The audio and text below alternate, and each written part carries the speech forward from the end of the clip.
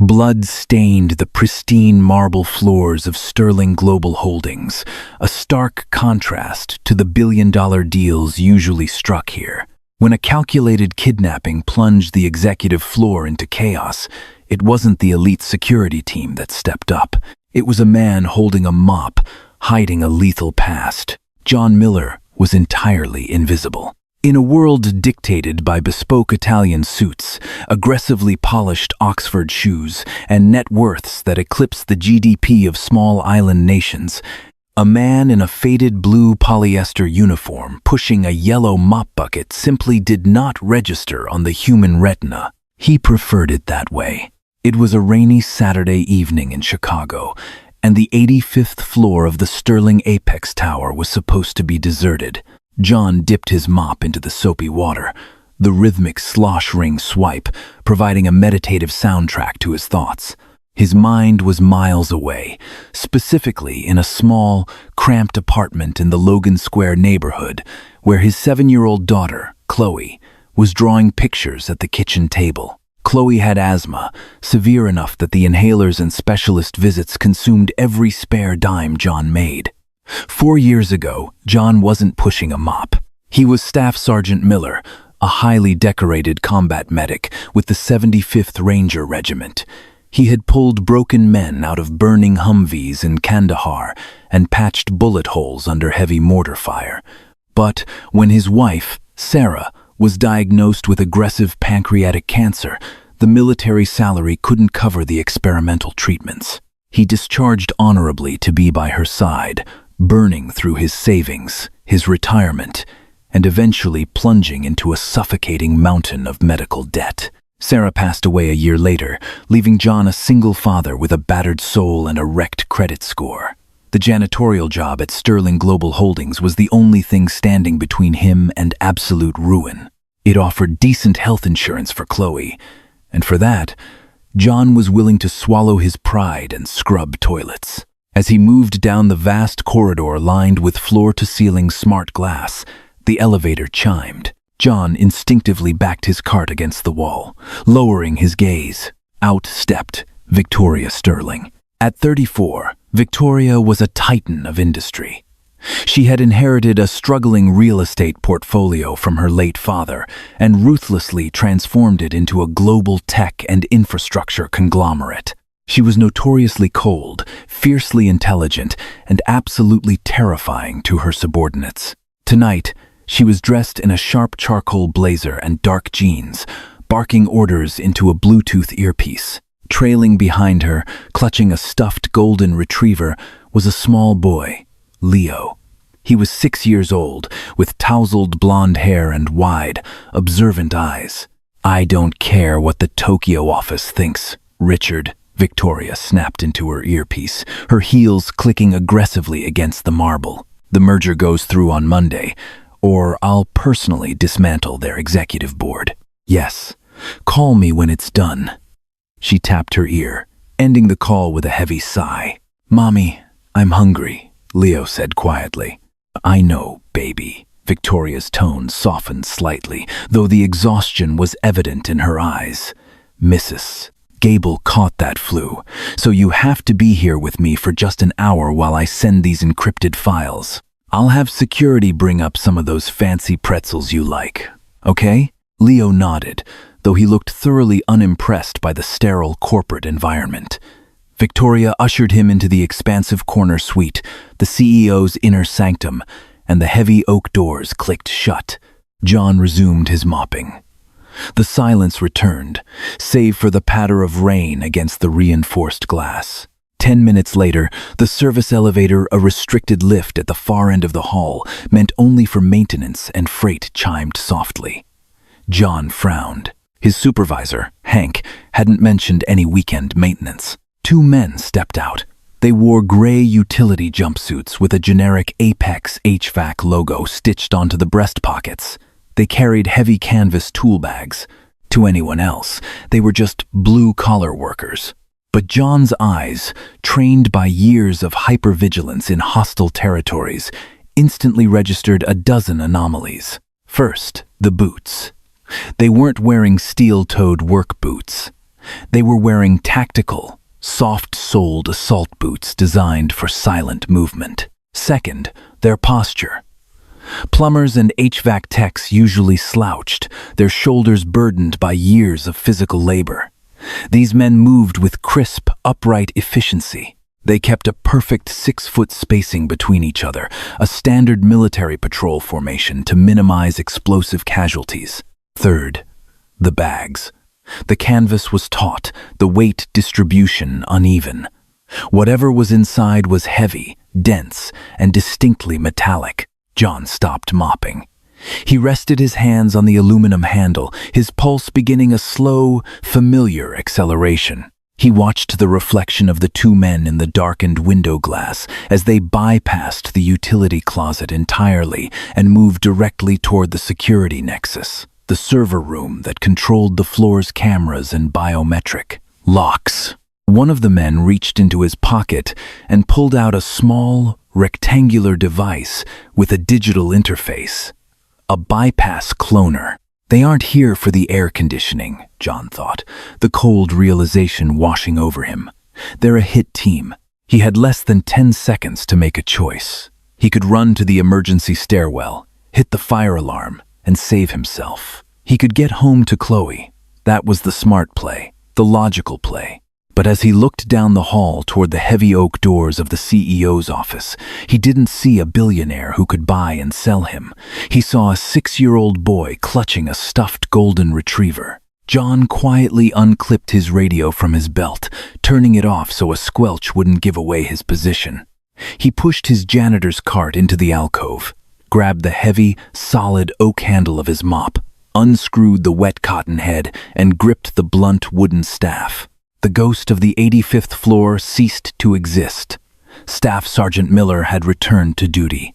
The lights on the 85th floor violently flickered, buzzed like angry hornets, and died. A split second later, the dull, crimson glow of the emergency backup lighting bathed the marble corridor in a sinister red hue.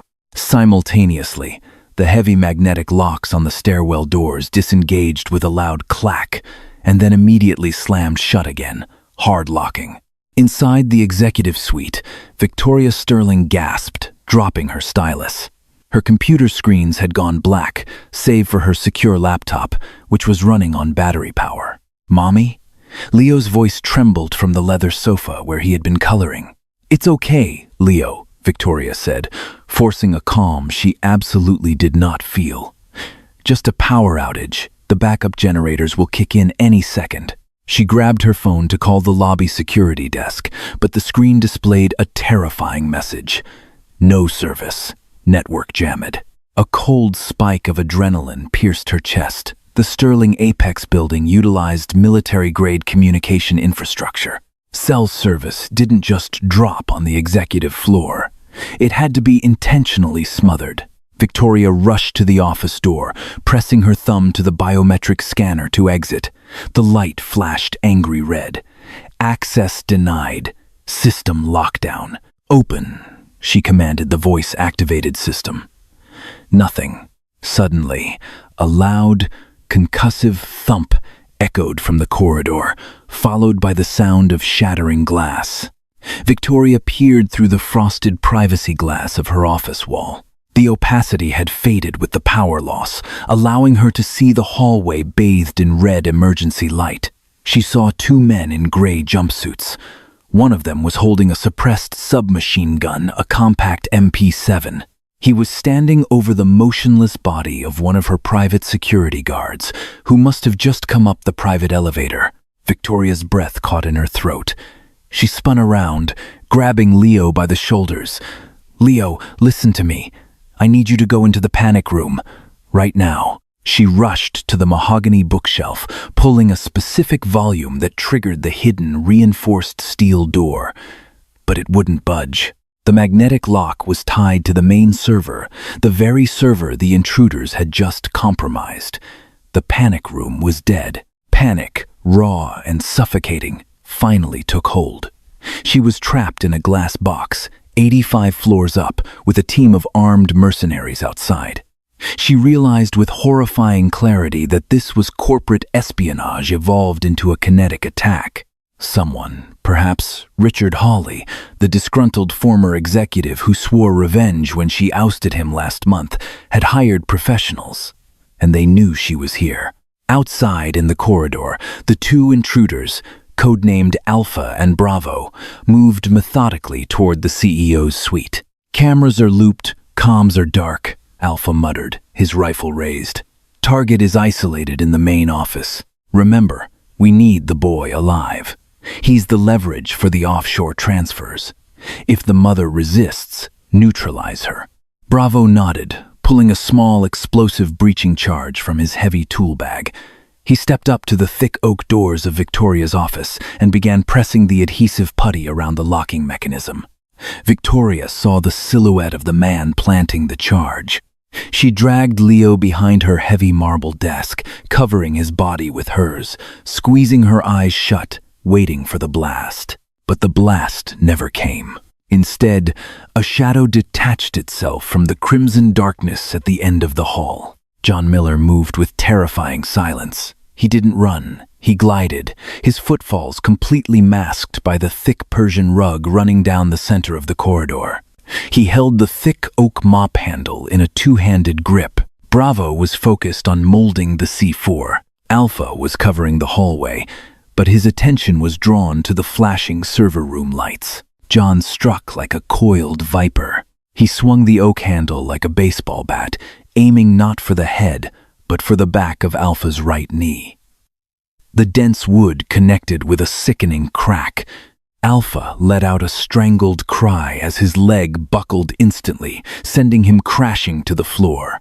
Before Alpha could raise his weapon, John pivoted his hips, driving the blunt end of the staff upward into the space between the mercenary's tactical vest and helmet, crushing his windpipe. Alpha choked, his eyes rolling back as darkness took him. Bravo spun around, dropping the C4, his hand flying to his holstered sidearm. "What the—" John didn't hesitate. He launched himself forward, closing the distance before Bravo could clear his weapon from the holster. John slammed the oak shaft horizontally into Bravo's chest, pinning him against the heavy oak doors of the CEO's office. Bravo grunted, letting go of his gun to grab the wooden staff, pushing into his throat. He was bigger, heavily muscled, and fueled by adrenaline. He shoved forward, knocking John off balance. Bravo threw a brutal right hook, catching John in the ribs. Pain flared white-hot, but the former ranger barely registered it.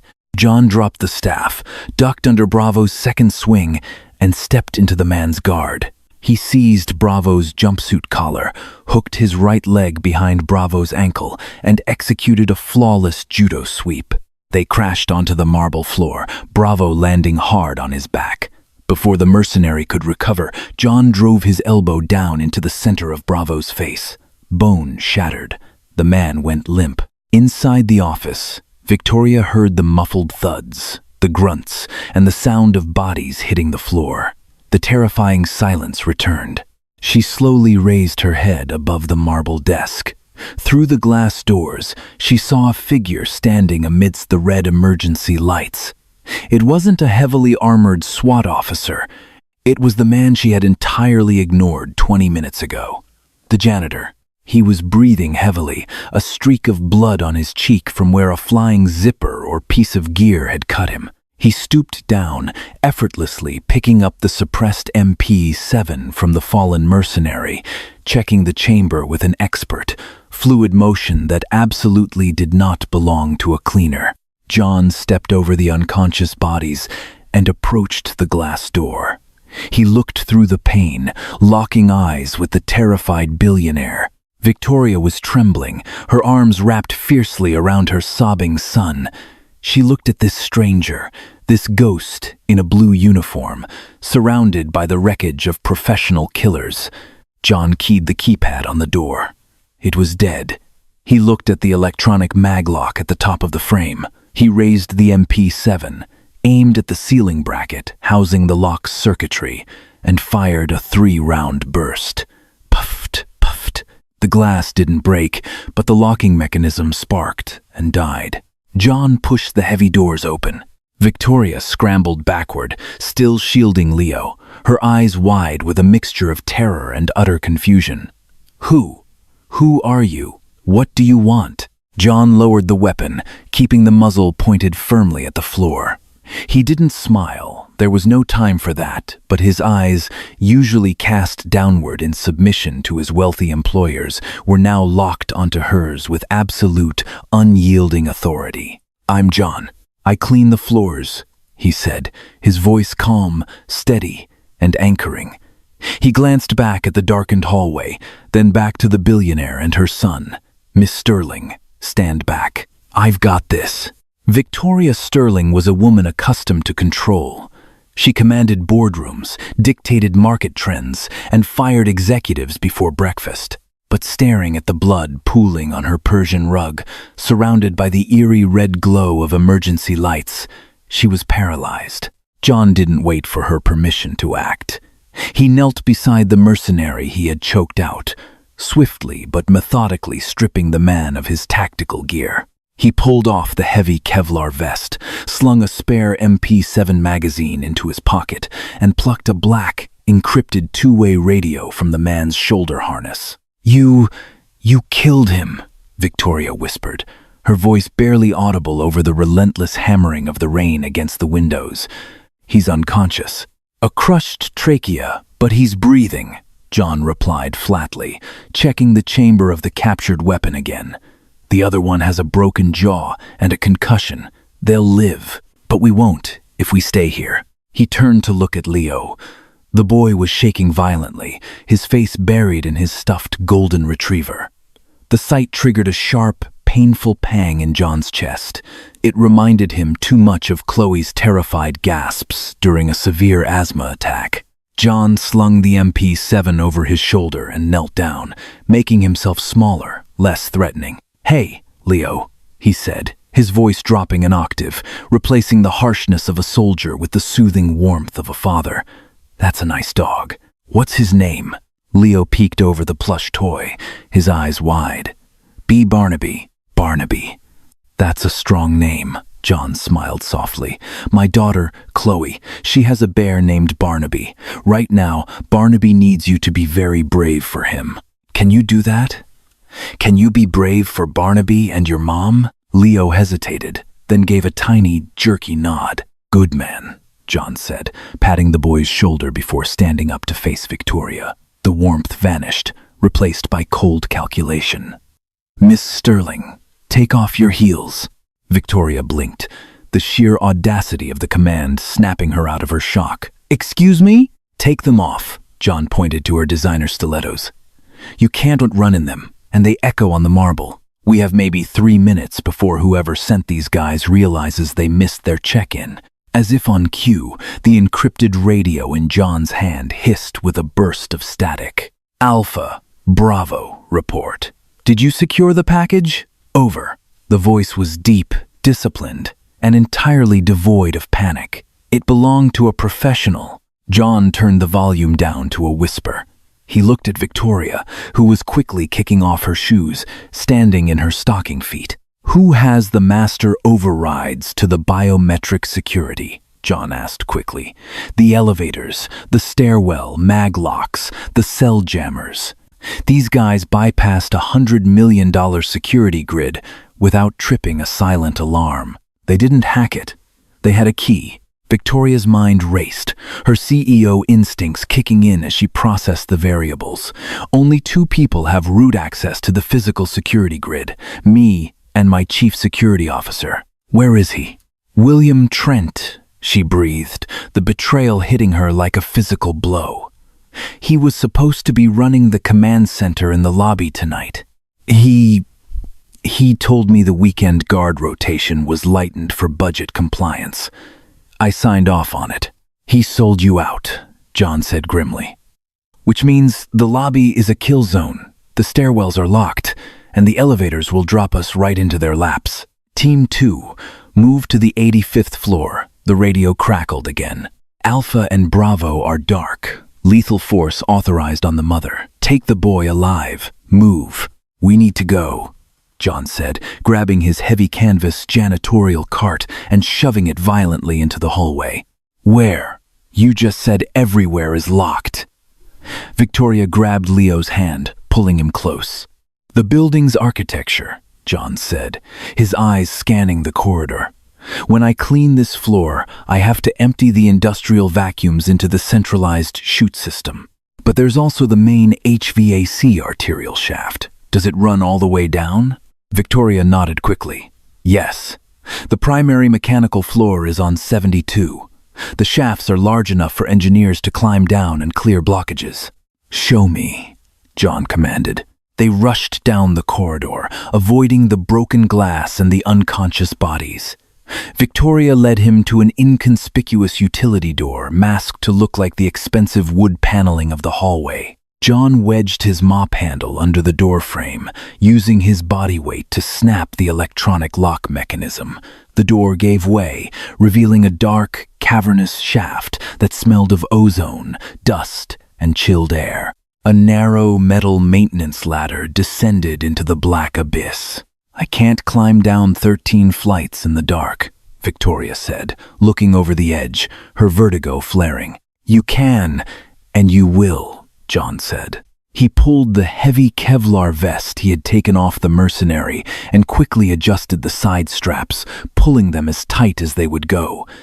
He stepped into the vest backward, so the chest plate was on his back. He knelt in front of Leo. All right, Leo, you're going to piggyback ride on me. Put your arms over my shoulders and your legs around my waist. Once Leo was on, John buckled the heavy tactical vest over the boy, securing Leo tightly to his back like a makeshift papoose. It was restrictive, but it freed John's hands and ensured the boy wouldn't fall. You go first, John told Victoria, shining a small penlight from his pocket down the shaft. Don't look down. Just look at the rung in front of your face.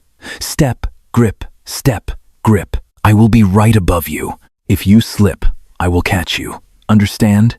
Victoria looked into the janitor's eyes. They were a hard, slate gray, utterly devoid of fear. In her world, people deferred to her wealth.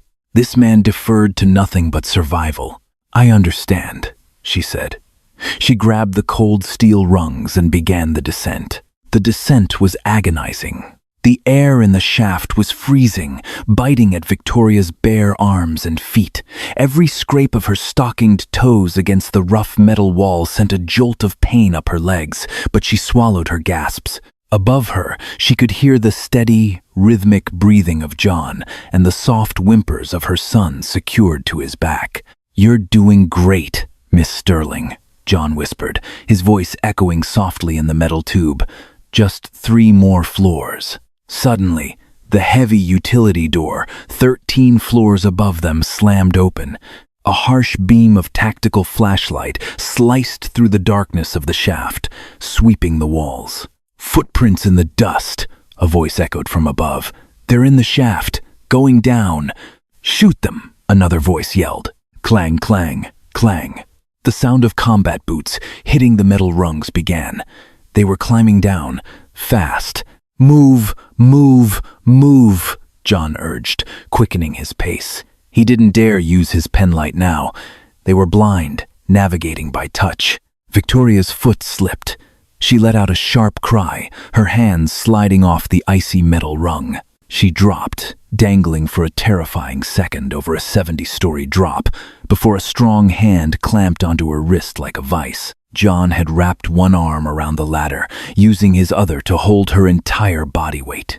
His muscles screamed under the strain of a grown woman and a 6-year-old boy, but his grip didn't falter. I've got you, he grunted through clenched teeth. Grab the rung, now. Victoria scrambled, finding purchase with her feet and hands. Sobbing quietly in the dark, she continued down.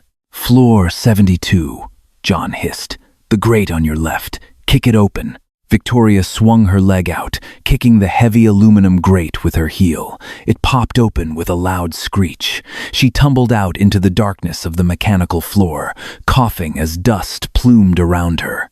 John followed smoothly, immediately rolling to his feet. He unbuckled the vest, freeing Leo, and pushed the mother and son behind a massive, humming chiller unit. The 72nd floor was a labyrinth of colossal steel ductwork, massive water tanks, and high-voltage electrical panels. It was a concrete jungle, deafeningly loud even with the building on backup power. The red emergency lights cast long, distorted shadows across the brutalist architecture. "Stay here," John whispered, handing Victoria his heavy metal flashlight. "If anyone who isn't me comes around this corner, you blind them and you run. Do not look back." "Where are you going?" Victoria grabbed his sleeve. "I'm going to work," John said coldly. He vanished into the shadows of the machinery. Less than a minute later, the grate to the maintenance shaft clattered to the floor. Two heavily armed mercenaries dropped into the room. They had night vision goggles strapped to their helmets and suppressed rifles raised, sweeping the aisles of machinery. "They have to be here," one whispered. "Spread out." John watched them from atop a massive air handler unit, 15 feet above the floor. He had no intention of engaging them in a fair firefight. He was outgunned, and a stray bullet could hit Victoria or Leo. He needed the environment. He crawled silently along the top of the ductwork, positioning himself directly above a high-pressure, super-chilled freon line that fed the server cooling systems. He waited until the two mercenaries walked directly beneath him. With a heavy crescent wrench he'd grabbed from a nearby toolbox, John struck the pressure release valve of the freon pipe. Ithsas, a massive, deafening geyser of freezing, blinding white gas erupted downward, instantly engulfing the two men. "Contact! I can't see!" One mercenary screamed, blindly firing a burst from his rifle into the shadows. The bullets sparked dangerously against the concrete walls. The night vision goggles were rendered completely useless by the dense, freezing fog. John dropped from the ductwork like a stone. He landed squarely on the shoulders of the closest mercenary, driving his knee into the man's neck and bringing them both crashing to the floor. The mercenary's rifle skittered away in the fog. The second mercenary spun blindly toward the sound. "Viper 2, report." John grabbed the downed man's sidearm from its holster. Without hesitating, he fired 2 shots into the dense fog, aiming at the center mass of the second mercenary's voice. 2 heavy thuds echoed over the hiss of the gas. John stood up, his breathing ragged. The freon was dissipating, revealing the 2 neutralized threats. He quickly checked their vitals, kicking their weapons away. Suddenly, a searing pain tore through his left shoulder. John spun around, dropping to one knee, bringing his weapon up. Through the thinning fog, a third mercenary, one who had stayed back by the shaft, was aiming his rifle at John. The man had fired a single, silenced shot that grazed John's deltoid. Before the mercenary could fire again, a heavy steel pipe wrench flew out of the darkness, striking the man square in the temple with a sickening crunch. The mercenary collapsed. John lowered his gun, blinking in surprise. Victoria Sterling stepped out from behind a water tank. She was breathing heavily, her pristine blouse covered in grease and dust, her hair wildly out of place. She looked at her empty hands, then down at the man she had just knocked unconscious. "I played softball at Yale," she said, her voice shaking slightly, but her chin held high. John let out a breath that was half laugh, half groan. He clutched his bleeding shoulder, blood seeping through his blue uniform. Victoria rushed to him, her CEO facade completely stripped away, revealing a fierce, protective survivor. She tore a strip of fabric from the hem of her blouse and tightly bound it around his bleeding arm. "It's a graze," John gritted out, wincing as she pulled the knot tight. "Hurts like hell, but it didn't hit the bone." "You're bleeding," Leo said softly, stepping out from the shadows, dragging Barnaby the dog. "I'm okay, kiddo," John forced a smile. He looked at Victoria. The dynamic had shifted. She was no longer just cargo. She was in the fight. John picked up one of the mercenaries' rifles and tossed it to her. She caught it clumsily, but her grip was firm. "William Trent knows we're off the 85th floor by now," John said, his eyes scanning the exit doors of the mechanical room. "They'll secure the lobby, but they'll send their main assault team here to finish the job. We have to hit them where they don't expect it." "Where?" Victoria asked, sliding the safety off the rifle just as she had seen him do it. John looked at the master blueprints bolted to the wall of the mechanical room. "The command center. We take out Trent. We take back the building." Gravity became their ally. John bypassed the electronic safeties on the heavy freight elevator, manually feathering the mechanical winch brake to drop the carriage in terrifying, controlled freefalls down the pitch-black shaft. They bypassed 69 floors in less than 10 minutes, finally grinding to a bone-jarring halt just above the mezzanine level, directly over the security command center. "Stay behind the concrete pillar," John instructed Victoria, lifting Leo off his back one last time. He checked the stolen MP7, 15 rounds left. He reached into his pocket and pulled out the block of C4 putty he had taken from Bravo up on the 85th floor. Victoria knelt beside her son, pressing his face into her chest. She gripped the captured rifle tightly, her knuckles white. She gave John a sharp, definitive nod. John molded the explosive to the heavy reinforced hinges of the command center's rear maintenance hatch. He wired the detonator, took cover behind a steel support beam, and clicked the remote. The blast was deafening, a concussive shockwave that shattered the surrounding drywall and blew the heavy steel door entirely off its frame, sending it skidding across the command center floor. John moved before the smoke even began to clear. He sliced through the doorway, his weapon raised, his eyes snapping to targets. The command center was a wall of glowing monitors displaying dead camera feeds and jammed network signals. In the center of the room stood William Trent, the chief security officer, frantically typing at a terminal. Flanking him were the last two mercenaries of the hit squad, disoriented and raising their weapons too late. John fired 2 controlled bursts. Poofed, poofed, poofed. Both mercenaries dropped instantly, their body armor failing to stop the close-range armor-piercing rounds from the MP7. Trent panicked. He lunged for a Sig Sauer P320 resting on the console, but John was already there. He vaulted the console desk, slamming the butt of his rifle into Trent's jaw. The security chief collapsed onto the ergonomic mesh chair, blood spilling from his mouth. "Signal jammer. Turn it off," John commanded, pressing the hot muzzle of the submachine gun against Trent's sternum. "You're dead, Miller," Trent spat, coughing violently. "You think this is just a kidnapping? Do you have any idea who is backing this?" Victoria stepped through the smoldering doorway, the heavy rifle lowered but ready. Her barefoot, grease-stained appearance made her look like an avenging fury. "I know exactly who," Victoria said, her voice dripping with venom as she looked at the computer screens. The terminal wasn't displaying ransom demands. It was logged into a secure Swift banking portal. "This isn't corporate espionage. It's a margin call." Trent flinched. The twist of the night wasn't a disgruntled employee or a rival tech firm. It was raw, desperate greed tied to the very real, brutal reality of the financial markets. Aegis Capital Group. Victoria read the routing numbers on the screen, her brilliant mind connecting the dots instantly.